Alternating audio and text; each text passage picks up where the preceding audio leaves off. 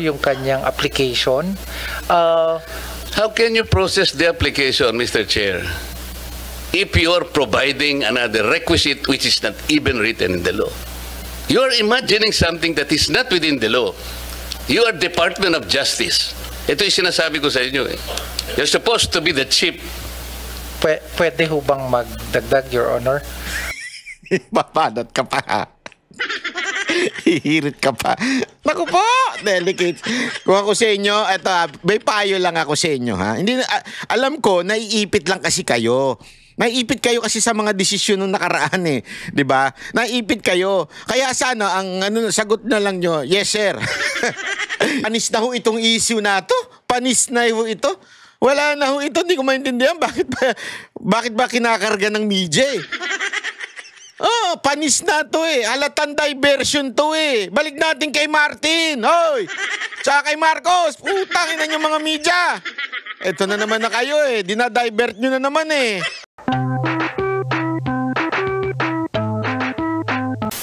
Para bagang hindi ho sila na-inform na maayos nung dati nilang amo. Hindi ko naman sila masisi kasi siyempre hindi naman sila magde-decide kung ano yung magiging tahakin ng DOJ, di ba? Siyempre, USEC lang naman sila. Although sila yung pangalawa doon sa secretary, gayunpaman yung secretary po ang ang talagang magbibigay direksyon kung saan maglilin at kung sino yung mga i-prosecute, di ba? Eh ang problema, grabe hong sablay sobra ho yung kanilang dating bossing na si Remulla. So ngayon, sila ang nagigisa. Yan ang mahirap, di ba? Yan ang mahirap pagka ang mga nasa loob ng gobyerno ay mga politiko, yung mga appointee lang, tapos biglang iiwan sila sa ere. Iniwan sila sa ere. Ang daming pinagbibitawang mga hindi magagandang pamantayan o mga hindi magagandang ginawa na sablay, tapos biglang aalis doon. Eh di ano mangyayari sa inyo? 'Di ba? Kawawa kayo, 'di ba? 'Yun ang mangyayari, kawawa kayo at talaga nga namang hindi nyo mabibigyan ng karampatang kadahilanan o karampatang masasabi nating justification yung mga ginawa ng bossing ninyo. Nako po. Ano ba yung sinasabi mo, Banat Bay? Ang dami mo sat-sat. Hindi kasi alam mo, nung kanina pinanonood ko to, sabi ko patay kang bata ka. Si Marcoleta na, alam niyo yung sa basketball, yung laro sa basketball, yung NBA, di ba? Jordan is on fire! Mga ganun-ganun. Si Marcoleta yun eh. Kanina si Marcoleta, he is on fire. At talagang, alam mo, sabi ko nga, si Marcoleta ba dating judge to? Kasi pwede siyang judge eh, yung seryoso na hindi kasi ako, nakaharap na nga tayo sa hukom, di ba? May mga ganun tayo na seryoso pero matatalas ang isip yung mga hukom na humahawak ng aking mga kaso magagaling, matatalino, yung tahimik. Pero parang si Marcoleta nga ang talas ng isip, di ba? At talaga namang patas, di ba? Patas makikita mo fair, ika nga. Ito hong ngayon nangyayari dito, alam mo yung ko. Hindi niya alam kung ano ibig sabihin ng ko. Ay, sus.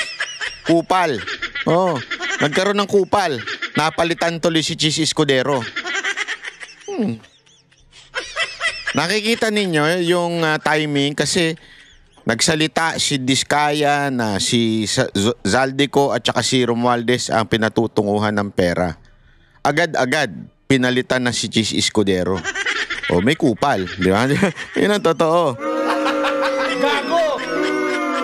Yun ang totoo, may kupal. May kupal ho dito sa pangyayari na ito kasi pinalitan ho kagad si Chis Escudero noon, di ba? Tapos pati ngayon, nadali. Actually, ang talagang target doon, si Marcoleta. Pero na lang nadali siyempre para matanggal sa Blue Ribbon Chair to si Marcoleta, kailangan tanggalin yung nagbigay sa kanya, yung nag-appoint, which is alam naman natin, si Chis Escudero sa Senate President. Oh, ayan, natanggal tuloy. Pero anong direksyon na nila nun? Ano yung pinaka-direksyon na? Naturo na yung mastermind. Ngayon, humihingi na ng Witness Protection Program si Marcoleta sa DOJ. Para maibigay at masabi na sino ba talaga lahat? May kaalaman ka ba? Sino ba talaga ang mastermind? Ano yung kaalaman mo pa? Siyempre, para ikaw magsasalita ka. Napakahirap magsalita ng ganyan. Mantakin mo, babanggain mo yun. Napakabigat. Literally, physically, and siyempre, sa lahat ng bagay, sa lahat ng aspekto, makapangyarihan yung nakaupo na yan di ba? So, kailangan mo talaga ng proteksyon. Biglang, yan. Yan ang mga question na delicates ka dyan, Brad. Ha? Do you agree with it? Yun, patay tayo dyan, malupit yan. Do you agree with it? Agree ka ba doon na kailangan ng restitution? Kasi, di ba, yun ang sinasabi niya nung amo nila, kailangan na restitution. So, ipit ka dyan. Pag sumagot ka ng yes, kailangan, yari ka kay Marcoleta. Pag sinabi mo namang no, hindi na kailangan, yari ka sa bossing mo dati. Baka tawagan ka, makatanggap ka ng tawag mula sa Malacanang. Ba't mo nilalaglag tong bata namin? Yari ka dyan. So, patay ka. Mamimili ka ngayon, bayan o personal? I agree with the position of Secretary Boying Rimulya, now the Ombudsman. Basically, it being one of the conditions. When we look at this, Your Honor, we're looking on the ultimate objective, paano yung Estado mananalo at mapapanagot itong mga to. Wala pa pong tapos sa pagpoproseso ng mga nakasalang na nag-a-apply po ng Witness Protection Program. Kasi kaakibat po sa pag-aaral na to, kasama rin po yung under the Witness Protection Program, kasama rin po sa pag-aaral ng atin pong prosecution team na yung paano kung pwede ba under Rule 119 naman pagpasok po. Marami pong iba't ibang binabalangkas at pinag-aaralan, Your Honor. At itong mga bagay na to, pwede pa pong makapagdagdag. Ipapasa ko ho kay Chief Dong at ito po ay aming masusing pinag-aralan at ilalahad niyo po yung iba pa pong mga prosesong tinitimbang. Wala pa pong... Sabay pasa Ang haba. Alam mo, tandaan niyo ito mga kababaihan. Pag tinanong niyo yung mga jowa ninyo at ang haba na sagot, ibig sabihin, nagpapalusot na lang. Ang haba na sagot niya, tapos bigla niya ipapasa sa kasamahan niya. Patay tayo dyan. Wala pa pong sarado, Senator.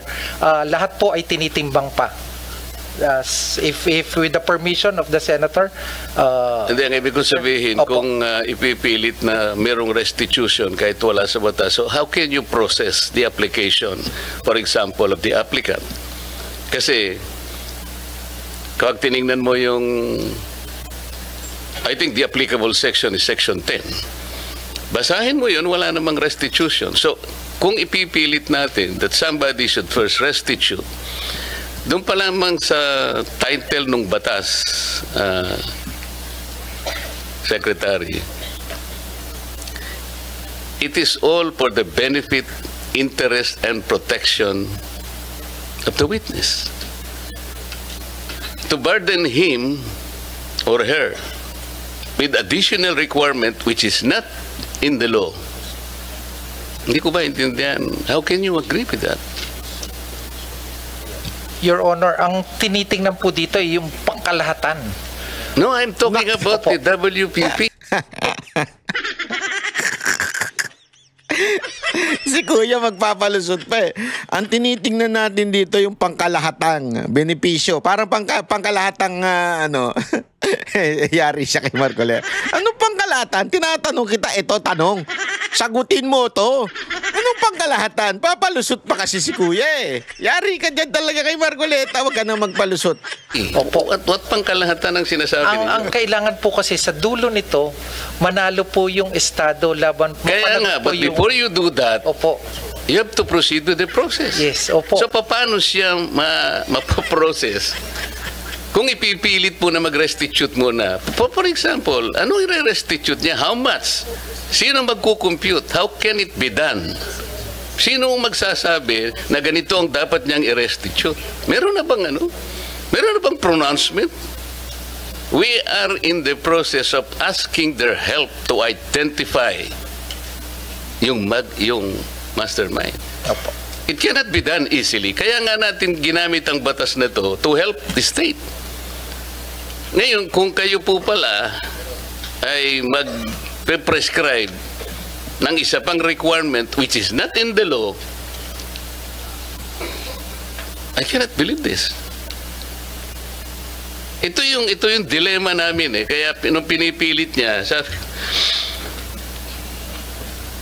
and ako po nagtataka kung bakit kayo rin nag-agree kayo. So ano po talaga kayo po yung ang DOJ is the principal law agency.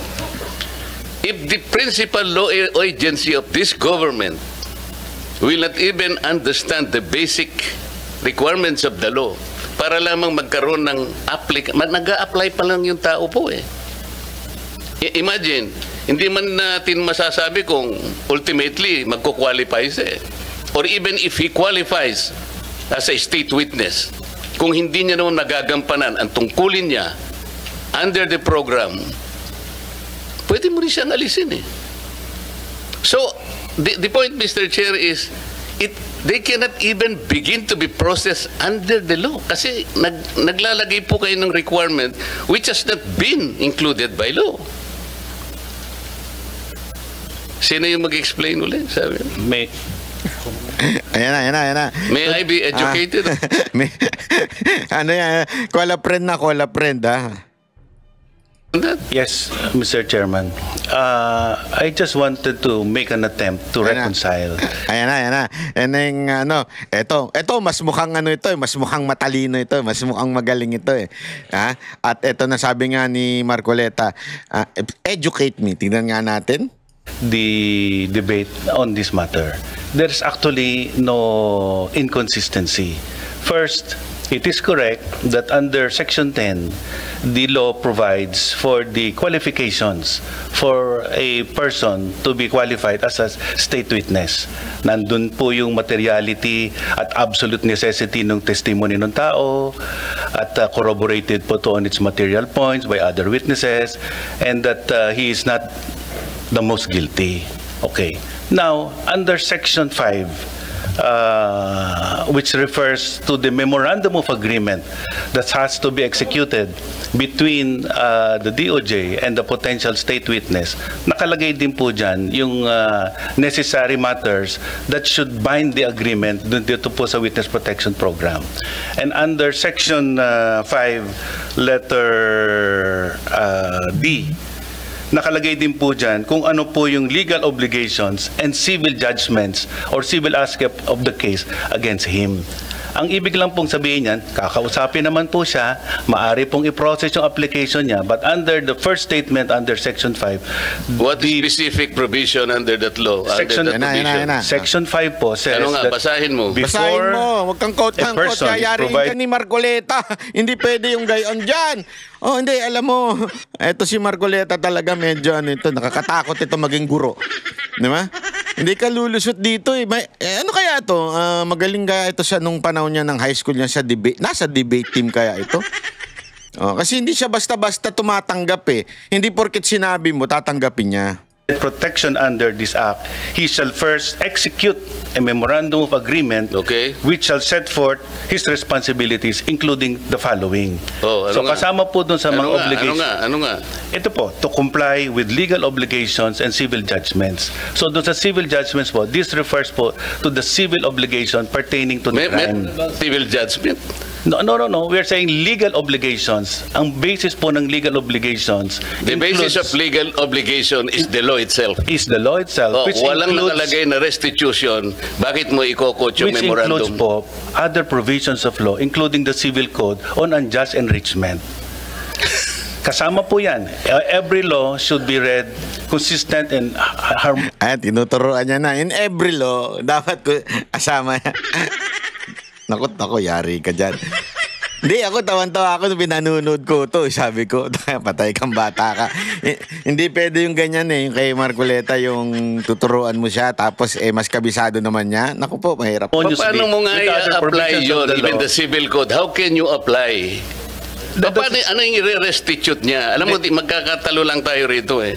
The DOJ is in a position to even calculate how much the applicant should restitute before he can be processed under the application. I'm making a distinction po between process and enjoying the benefits under this act. So, ipoprocess na po yan dahil matagal po naman ang paraan para malaman at matuntun ang lahat ng civil wala obligation. Wala pa nga pong statement whether or not meron nga sila. Wala pa tayo eh. Kailangan po natin makuha ang mga statement ng mga potential witnesses. Kailangan pong evaluate, kailangan pong malaman. Doon sa memorandum na sinasabi mo, Yusek, sinasabi restitution? Opo, kasama po. Sinasabi dyan? Hindi. Yari ka. Sumagot ka ng opo. Siguraduhin mo. Pababasa sa'yo yan. Word po dito ay civil and legal obligations. Understood po na ang legal obligations has many sources. Saan ang Kasama gagaling? Civil and legal, tapos marami daw sinasakop yun. Parang gano'n, maraming kahulugan. Atay tayo dyan. Ang obligation, the law does not provide restitution in the first place. That is very simple. Legal obligation po has a Huwag specific kayong mag-imagine ng argument, Yusek. Atay ka. Kasi sa batas malinaw yun eh, di ba? Lagi natin naririnig yun sa mga abogado. Pag wala doon, wag yung dagdagan. Kung ano yun na andun, yun. Lang tayo rito. This is very simple enough. Apo. Anyway, ang sinasabi ko Kapag lang po, ka ba hindi provided ng batas, magiging reasonabling obligation under the provision you're quoting? we are saying that legal obligations is defined under You the law. cannot And legal even obligations includes unjust use enrichment. your opinion will even matter here. That's your opinion. Your opinion doesn't matter. It's the law. Yun ang sinasabi ni sinasabi ni Marcoleta, simpleng-simple. The law should interpret by itself. Hindi pa pwedeng magbigay ka ng sarili mong opinion tungkol doon. 'Di ba? Pag sinabi ng batas, eto, wag mong dagdagan, wag mong bigyan ng interpretasyon na iba. Kung ano yung nasusulat, yun. Patay ka dyan. Pinag-uusapan natin is the requisite of law. Thus, the maxim expressio unius est exclusio. Naku, na-Latin ka na, yari ka. Mamaya mag-Espanyol na, mamaya mag-Japanese na. Gago! Alterius ring a bell to you? Alam po natin yun. Ang O anong sinasabi ibig ko po, sabihin nun? Ayoko to. Alam mo, ito, payo ko lang sa mga a-attend dyan sa Senate. Huwag na kayo makipagtalo kay Marcoleta. Yari kayo kasi. Yari talaga kayo eh. Tinanong siya tungkol dun sa isparakatum paketim patum. Tapos sabi niya, sabi, alam ko po yan. Ano ibig sabihin nun? Yari ka ngayon. Na-isprakatum-katum-katum ka. Naku po, sir. You will insist on an opinion supplanting the requisites categorically provided by law. Hindi talaga makakapaprocess. So pinipili nyo yung gusto nyo i-process. Paano natin, sila lamang ang nakapag-identify initially ng 17 congressmen. At doon sa kanilang mga testimony, lumalabas na rin ang pangalan ni Saldico and Martin Romualdez. Ngayon, kung ayaw ninyong bigyan sila ng protection under that law, kaya siguro umayaw na sila sa ICI. So what is their status now with the DOJ? Are you insisting that they restitute? How much? How do you compute it? If I may, Your Honor. Oh, yes. If I may, Your Honor, to be consistent, the Department of Justice... No, you are not consistent from the beginning. Huwag mo sasabihin to be consistent. Okay. There is no consistency here. Ayoko talaga, kuya. Ayoko talaga, kuya. Pagkayari ka talaga kung anong bitawan mo kay Marcoleta eh. Ayoko talaga, kuya. Ito yung ano talaga. Siguro pag ako abogado, tapos malalaman ko ang abogado nung kalaban ko si Marcoleta. Uwi na lang ako, iyak na lang ako siguro, no? Iyak na lang ako, sabihin ko, wag na pwede. Pag-resign na lang ako, abogado, magpa-disbar na lang ako. Kung hindi naman makasama ako. At makalabang ko, yari ako eh. Di ba? Sige. Magkano ang gusto nyong restitute nila in the first place? Okay. Wala pa po sa estado na ganon. So mga tweet, hindi mapoprocess talaga yan. Pinoproseso po namin, Your Honor, yung kanyang application. How can you process the application, Mr. Chair, if you are providing another requisite which is not even written in the law? You are imagining something that is not within the law.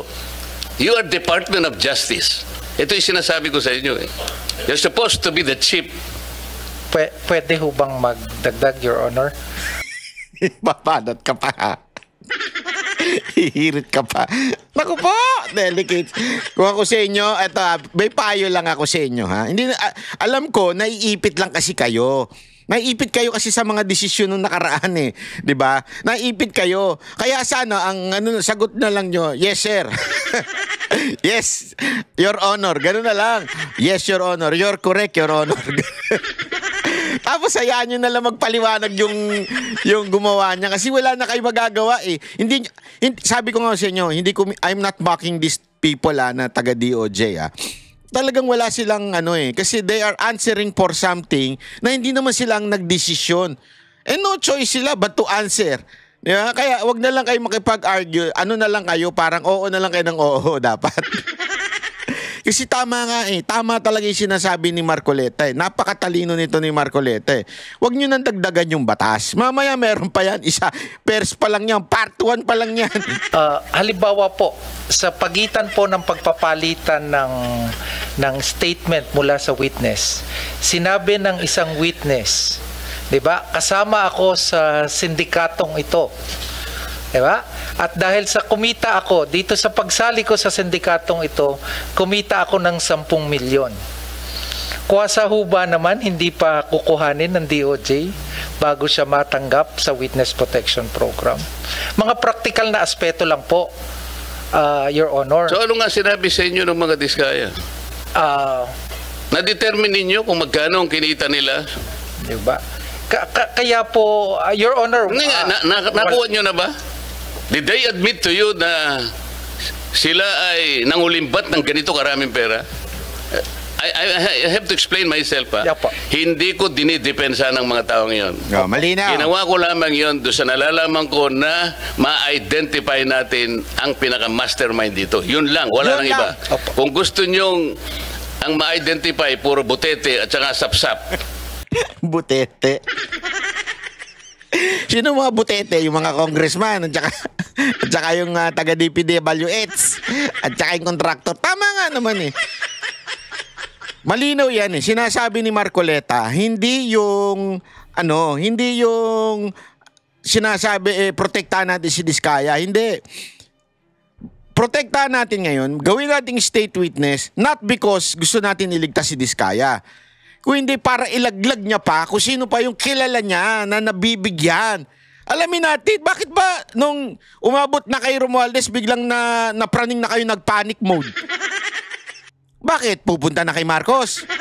Nag-panic mode na kayo Nung hindi ho ito mga to yung DOJ noon, yung mga si Remulla. Nag-panic mode na bigla nung patungo na doon 'Di ba? Yun yung sinasabi. Bakit? Tas ginawa na siya ng kung ano-anong dahilan na wala naman sa batas. Ginawa na nila ng dahilan na hindi makapagsalita ang Diskaya na wala naman sa batas. Bahala na kayo sa buhay nyo. Gusto rin po namin, Your Honor. Gusto nyo pala Opo. Why are you putting a requirement that is not within the law? Tsaka na natin sila pag na-prosecute na natin yung mandarambong, na-prosecute na natin yung mastermind. Bakit? Makakalampas ba sila sa civil liability? Of course, the court will, in proper time, adjudicate kung anong dapat nilang isoli sa gobyerno. That is the only time when restitution can be done. Kasi mayroong court order Pero sa ngayon, will you abuse your discretion na kaya niyong gawin ito kahit na wala sa batas? How can the Department of Justice do that? You're supposed to be the embodiment of justice. Yes. Mr.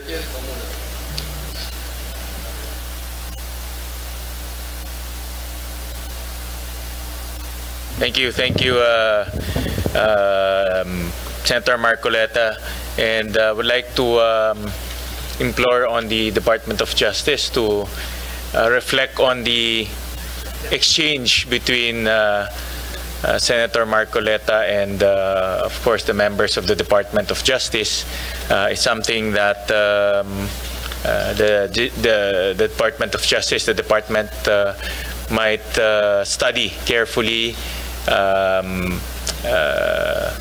analyze the situation carefully. I think the objectives are Masyado. Masyado ni Kuyang ano binalanse. Ito pa, meron pa. Baka kala ninyo. Ito pa, malupit pa ito. The now famous statement, sometimes you have to bend the law Nako, patay tayo dyan. to please our people. Yan na. You're familiar with that? Are you? Not so familiar with that, Your Honor. How come you're not familiar with that? Bending the law, hindi mo familiar with that? Anak ka ng weteng. Trending yun eh. Yung Erwin the Bender.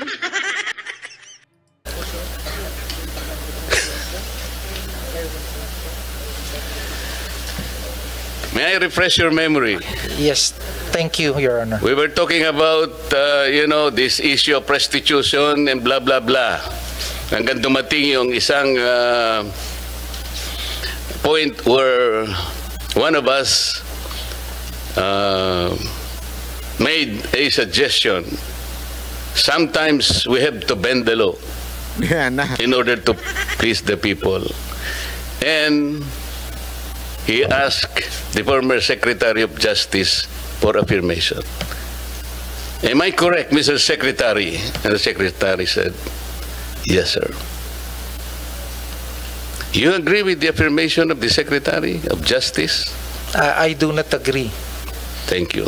I do not agree because basically in implementing the law, there are positions you can take, but bending the law is not one of them, Your Honor. Buti na lang Yo! din yun ang sinagot mo. Kasi Tinatrap ni Marcoleta eh. Sabi niya, buti na lang yan ang sinagot mo. Kung hindi, yari ka na naman sa akin. Durog ka na naman. Taloy. sa ibang mga interview, sinasabi niya, bending the law is okay, basta wag lang breaking the law. How can you accept that kind of statement? You cannot bend the law. No one is above the law, sabi pa nga natin. And the overarching principle in the promulgation of our Constitution is upholding the rule of law. No one should bend the law. Naka. Not even in imagination. Mahirap po yun eh. Kasi kung sinabi mong you agree, ang dami po kasi nagte-text sa akin, Yusek Andres. Ganyan palang ginagawa sa mga taxes na binabayad namin. Mga buwis namin eh. Hirap na hirap kami, mga halos dugo, pawis. Minsan may kahalo pang sipon. Nakapagbayad lang kami ng tamang buwis sa ating pamahalaan bilang mga patriotic na citizens. Pwede mo ba, sir? Sabi nila sa akin. Ilaban mo naman kami, yung 2026, wag na muna kami magbayad ng tax. Because somebody said, sometimes we can bend the law to please the people. I mean, Yun na nga eh. No, tama yun eh. If we can bend the law, tayo magbayad ng tax. Di ba? Pero wag. Wag ganun. Sabi nga ni Marcoleta, wag ganun. be able to please them, Secretary. Kasi yun ang text nila. Can I say yes to them? Can I? You cannot, Your Honor. Thank you. Ito pong Secretary, yung pagkaka-transport ng dating Pangulo ng Republika Nako, patay tayo dyan. sa The Hague. Ah. Ang pagkakaalam ko po kasi, maraming pronouncement ang ating Pangulo. Yung iba na-memorize ko pa nga po eh. We will not assist the ICC in any way, in any form. From now on, I ask my secretaries to do the same. I mean, something like that. Pero nangyari, kabaligtaran, Secretary, di ba? The former Secretary of Justice explained that, well, those pronouncements are not cast in stone. Ito na naman eh. Ito yung parang Parang ephemeral lang nangyayari. Parang the government officials' decision, sabi niya, sometimes can be changed at times. What do you think are the factors that necessitated a change of mind? Like from not assisting the ICC in any manner, in any way, in any form, he was just transported there, now languishing in the detention center on the other side of the planet. What do you think are the factors used by the DOJ? First, Your Honor, if I'm not familiar to the particular circumstances that the secretary, the particular facts that which made the secretary made the actions before. Who is familiar? Who is familiar from And among second, you? Your Honor, if I also may state, the matter is pending now with the matter before the Supreme Court. So the position, the legal position on the actions of the former Secretary of Justice has been elucidated with the court, but for the Department of Justice, it's Chief Dennis Chan who made the argument and presented the position of the DOJ in this regard, Your Honor. My question is, what are the factors that necessitated a change of mind from not helping the ICC in any way, in any form, which is a policy matter, with the reverse that happened? I'm not privy to that, Your Honor. Who is privy? Kasi parang Umiwas na lang eh. Your Honor, it may be the former secretary, now the ombudsman. wala na siya sa DOJ, nasa ombudsman na siya. Alam nga naman ipatawag natin siya rito. Yes, Your Honor. Huwag ka What magturo. Hindi, pero tama yung sagot mo, Yusek. Ganon, pagka hindi mo na alam. Wala po ko alam dun. Yung dati namin boss ang may problema dyan. Happens now to the principle of continuity.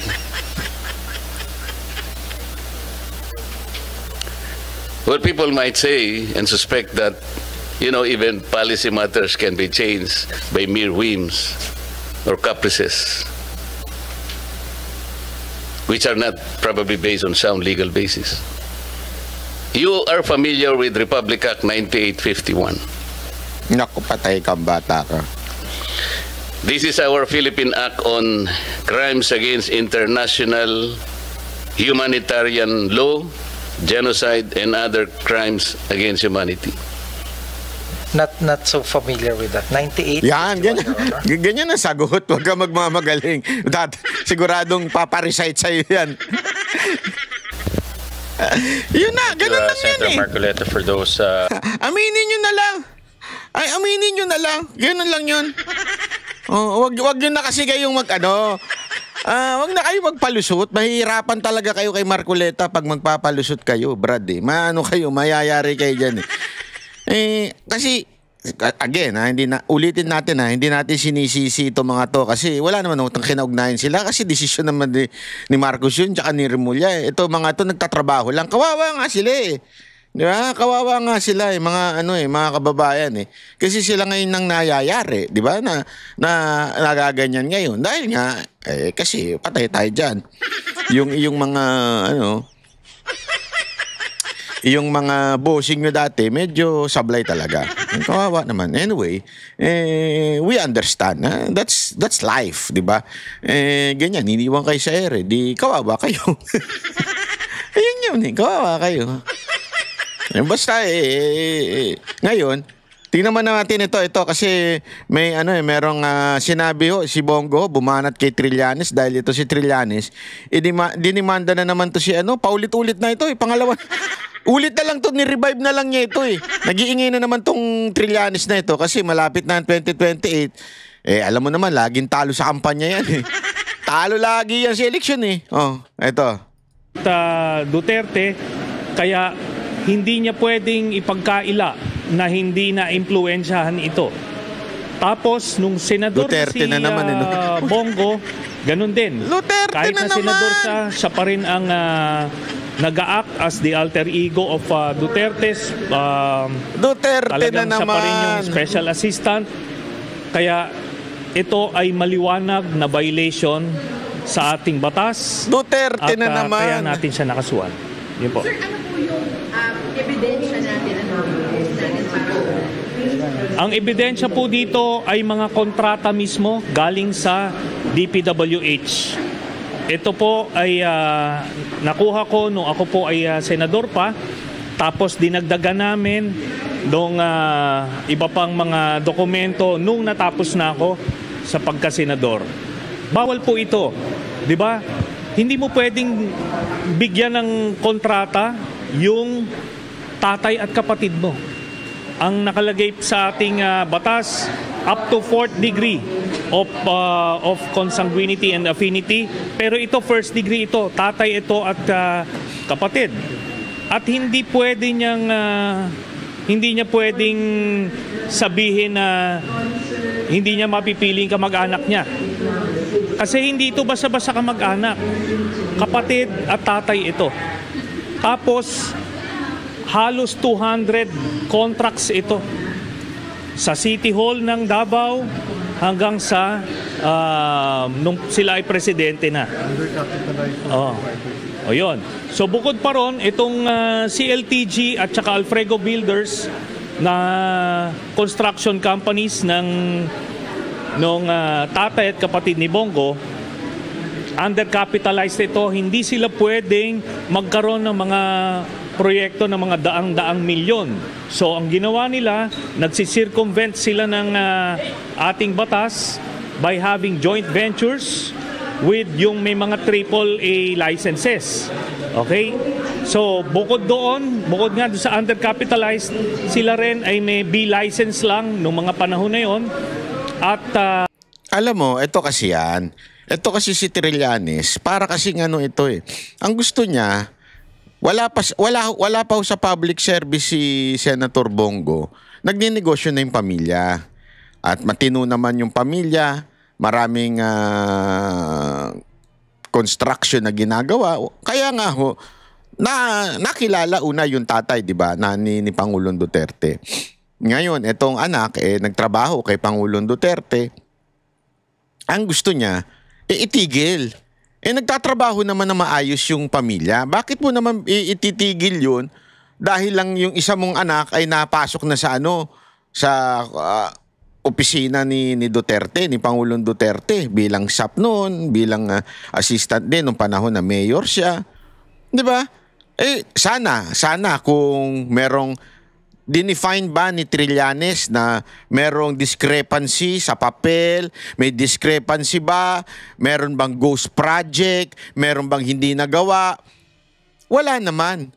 As a matter of fact, maayos nga, kaya nga nag-joint venture, ibig sabihin po nun, kasi yung iba problema, di ba, yung magkano lang yung puhunan ng kumpanya, halimbawa, 10 milyon lang, tapos nakatanggap ng sobrang laking billion-billion na proyekto sa gobyerno. Sana kung yung ganun sabi nga the devil is in the details. Kailangan yun, andun yung andun yung may mali ba sa ginawa. 'Di ba?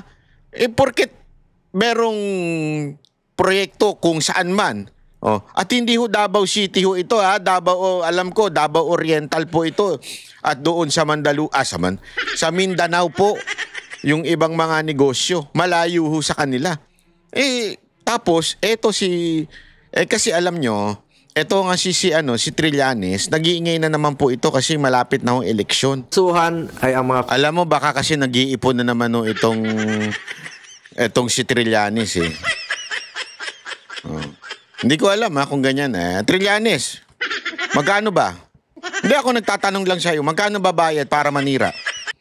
Kasi baka ganyan na naman yung kwento. Tinatanong ko lang hindi ko ikaw inuusga. Tinatanong ko lang kasi na sinasabi ni Senator Bongo, tinatanong niya magkano na naman ba yan? Para siraan mo ang mga malilinis na tao. Hindi, eto na lang Ladies and gentlemen, people of the Philippines, eto si Trillanes, takbo ng takbo, talo ng talo. Isa lang ibig sabihin yan. Walang naniniwala sa sinasabi niya. Si Senator Bongo, mula noon, kasama na ni Pangulong Duterte, pinipilit na siyang ibagsak. Kasi pag naibagsak siya, bagsak si Pangulong Duterte. Parang ganun ang dating noon dahil alam naman natin, ito yung dakilang alila ni Pangulong Duterte noon. Kailangan talaga ni Pangulong Duterte to noon eh. Ito yung si Pangulong Duterte yung nagdidesisyon, si Pangulong Duterte lahat, pero pagdating sa galaw, talagang si Senator Bongo, kaya pinipilit ibagsak to nun eh. Ano nangyari? Etong 2025. Number 1 na senador. Number 1. Ikaw, Trillanes. Tangina, mayor lang, di ka pa nanalo. Di ba? Iilan na lang yung boto doon. Para may panalo mo, hindi ka pa nanalo. Ilan yan? Sabi ko, anong meron sa'yo? Ibig sabihin, bakit ko sinasabi ito? Hindi para laitin si Trillanes. Ibig sabihin, may ibang dahilan kung bakit nag-iingay si Trillanes. May ibang dahilan. Ano yun? Trillanes, ikaw makakasagot niyan.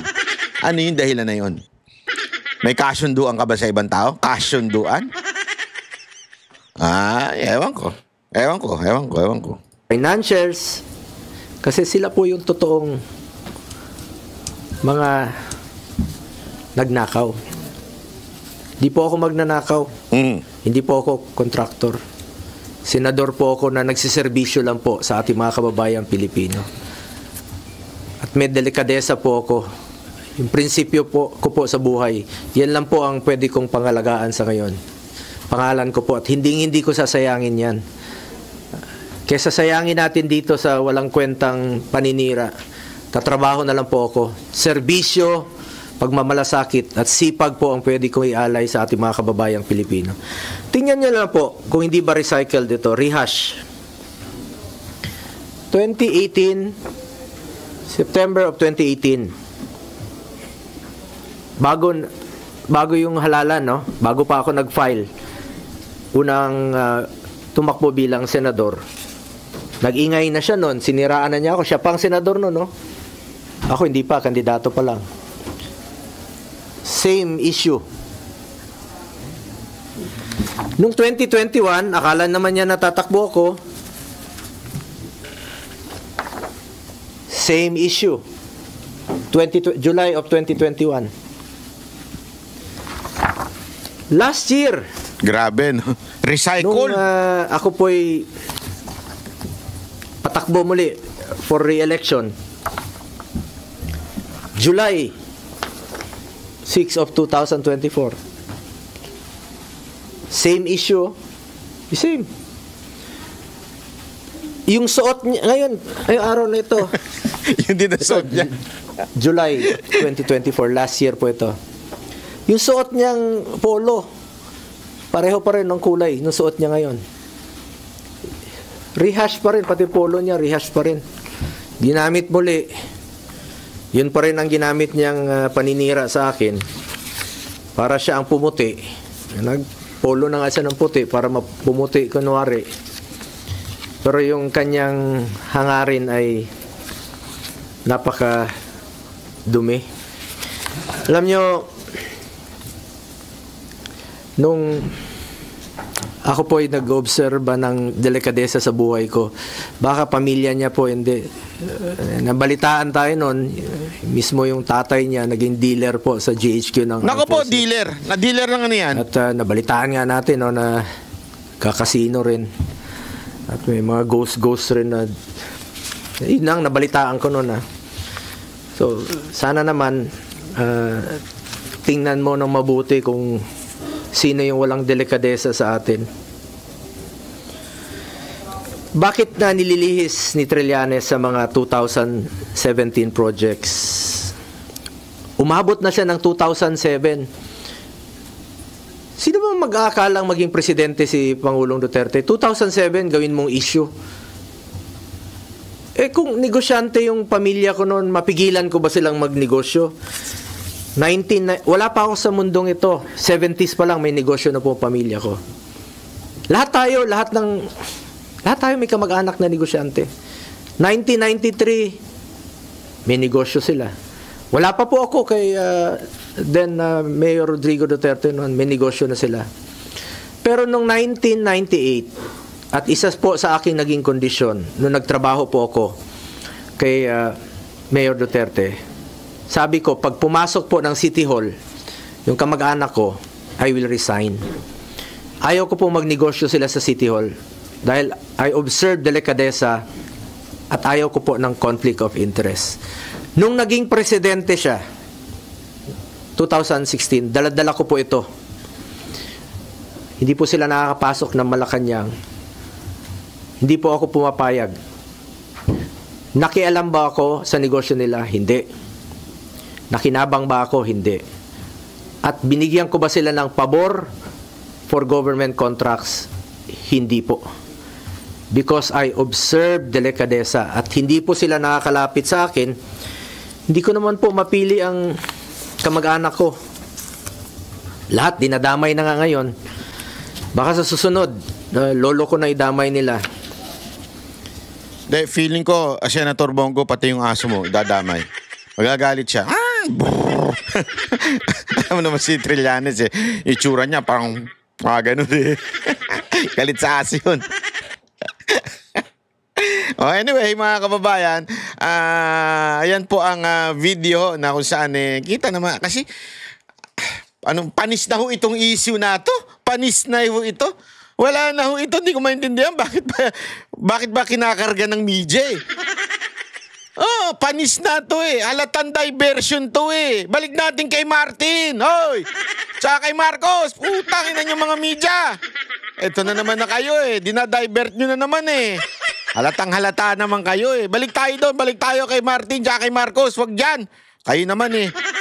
Ganyan na ginawa nyo kay Chis Escudero eh. Nung binanggit ni Chis Escudero, si Martin at saka doon si Zaldico.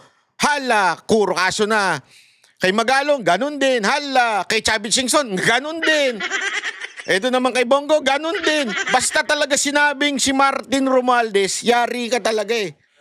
Kasi nga, yun yung last defense eh, papunta kay Marcos eh. Halatang halata. Sus. Tanga na lang hindi magsasabi ng ganyan. O kaya mga kababayan ha, bukas ulit, video tayo ha, manood po kayo. Maraming salamat. Ako po si Banat Bay. Yan ang Banateros, boses ng ordinaryo Pilipino. Banateros ay walang makakaawan.